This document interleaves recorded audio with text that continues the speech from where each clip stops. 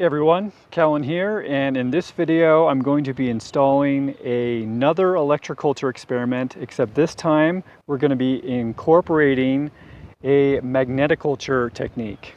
So this is basically going to be harnessing the magnetic field of the earth, and you do this in a very specific way. So the electroculture, for those of you who haven't seen the previous videos, is usually just an antenna. You're basically trying to reach something up high to the sky, and then also connecting usually a copper wire or something like that, something conductive down to the ground and ideally deep into the ground.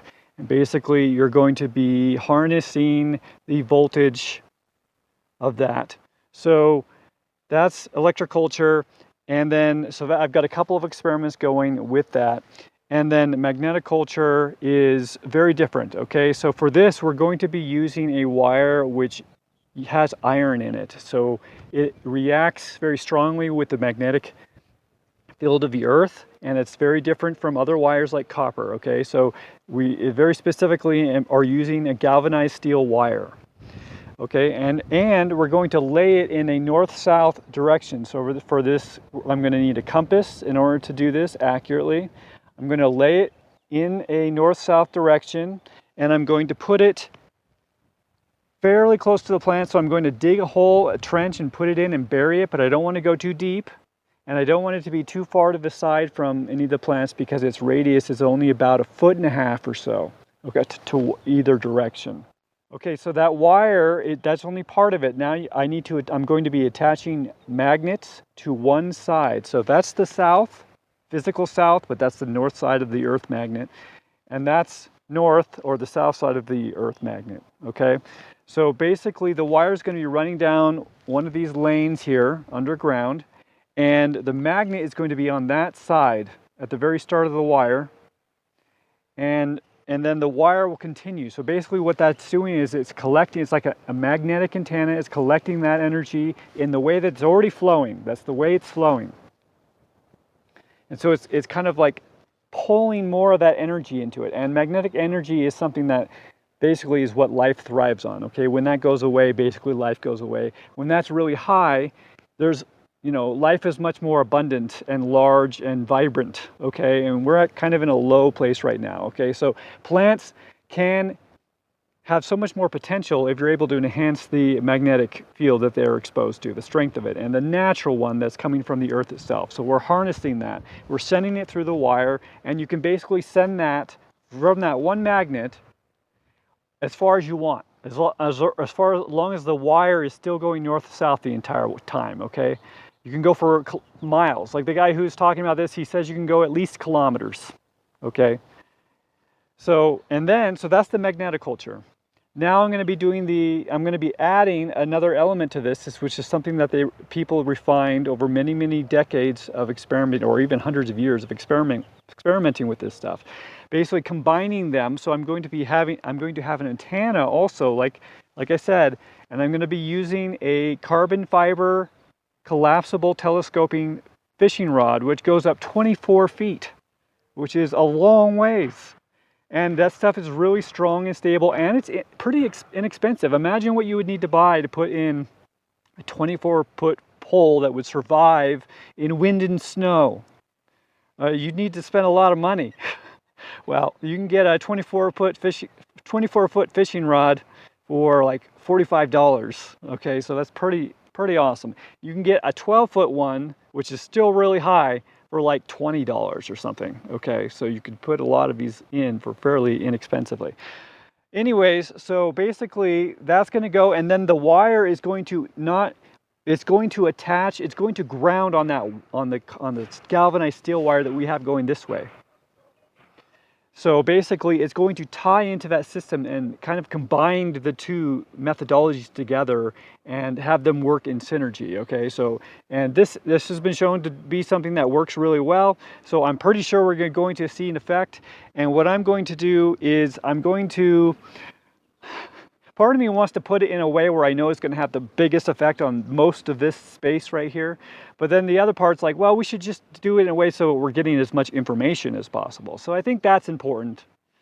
I've got a lot of sunchokes growing this year. I'm not going to be low on sunchokes, so let's do it the experiment. So I'm thinking I'm going to put it about in the middle row, because 1.5 feet, it's about 3 feet on either side of the middle, okay? So the effect should be fading by the last row on either side. So we'll be able to see that if that's what is actually going on. And the effect the magnetic effect should only be along where the wire is. So if the wire is not going to be going all the way to that side, okay? So on the other side where the wire isn't, and also on the other side of the antenna, theoretically we should see less growth. So we should see the most growth in this front middle portion here. So anyways, I'm going to dig myself a trench.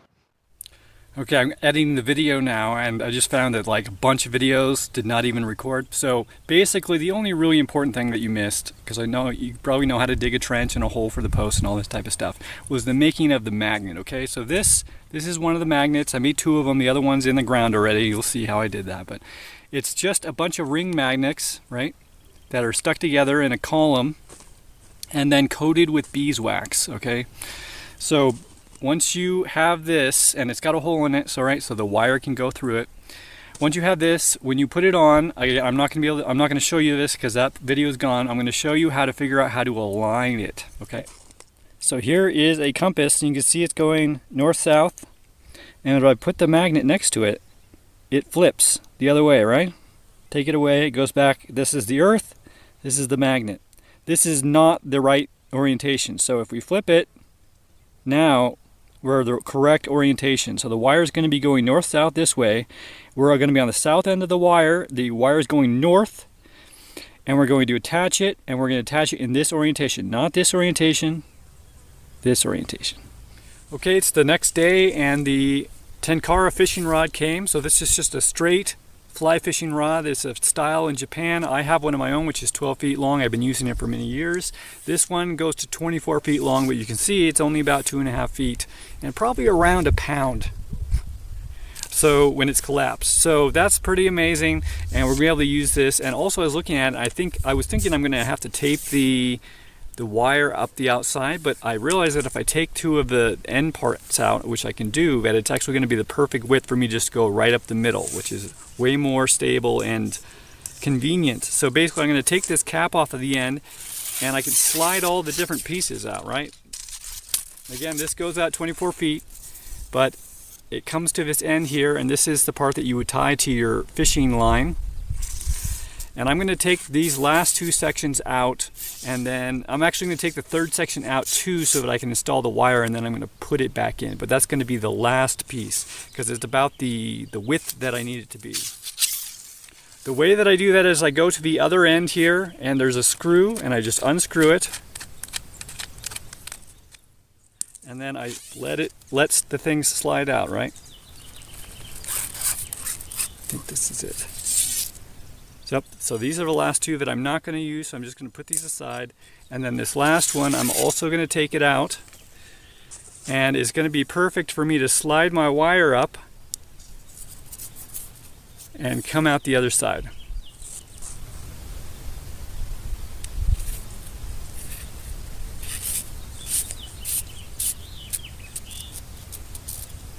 Keep going.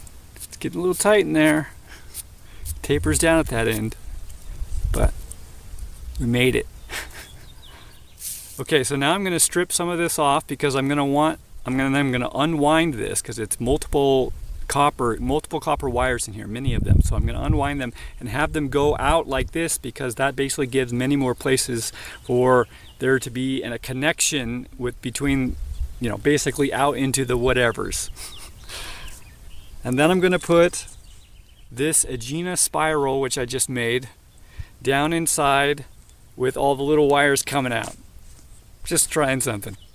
But before I do all that, I need to put this back into the main fishing rod, and hopefully we can get the wire to come out the other end of this as well. Okay, that was a little bit of effort, but I got it to come out the other side. So now just to do the stripping. And I assume you know what that looks like. I'm just going to strip this plastic off with a knife. Okay, you see, basically I just slid there's a pointy part down here that's a little bit longer. I slid it down on top of the wire, and with the wire coming out alongside it, and then I wrap the wire a bit here so it kind of is holding itself. And also then I have a lot of extra wires, little pieces coming off, you know, just kind of randomly in a mess. But these are definitely going to be connected to each other, and it's going to extend all the way down the pole to the other side where we're going to connect it to the magnetic antenna. Okay, so we've got our magnetic antenna here with the beeswax on it, oriented the correct way. And then the pole is stuck into the ground here, and we got the wire coming up. So I'm going to attach this wire to the north side. I'm not going to put it here, I'm going to put it here. So I'm just going to stick it under here and wrap it around a few times.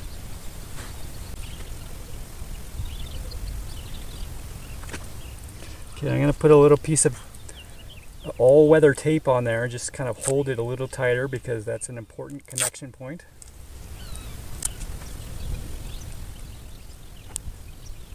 Okay, and now I can basically just bury everything.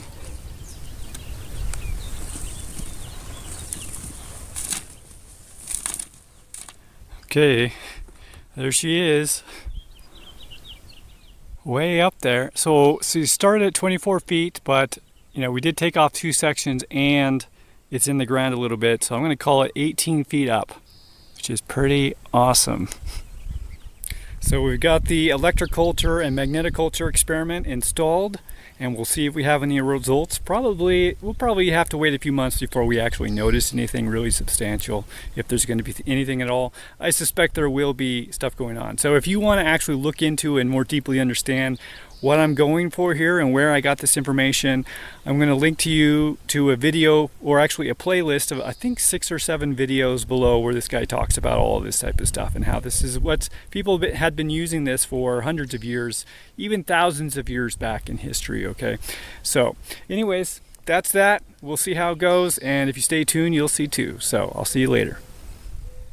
So before I go, I want to mention that there's one more experiment that I would like to do. So supposedly, if you put sprouting seeds on a specific side of a magnet for like half an hour before you actually start trying to sprout them by adding the water and sprouting them for a couple of days, that they will be larger, healthier, and more delicious than if you were to do the same thing on the opposite side of the magnet. So that's something I would like to see for myself. I have mung beans, so those are perfect, and I also have 2 sprouting jars, so I can have 2 experiments going on at the same time. I just need the magnet in order to pull that off. So unfortunately, the magnet that I need is fairly expensive. It's a 2x2 by 1 inch block neodymium N52, I think, something like that, magnet, and I think it's like $90. And so anyways, if you'd like to see that video sooner rather than later, you can go over to cahlen.org/gift and send me a little bit, and that will help me get a hold of that thing. So thanks again for watching.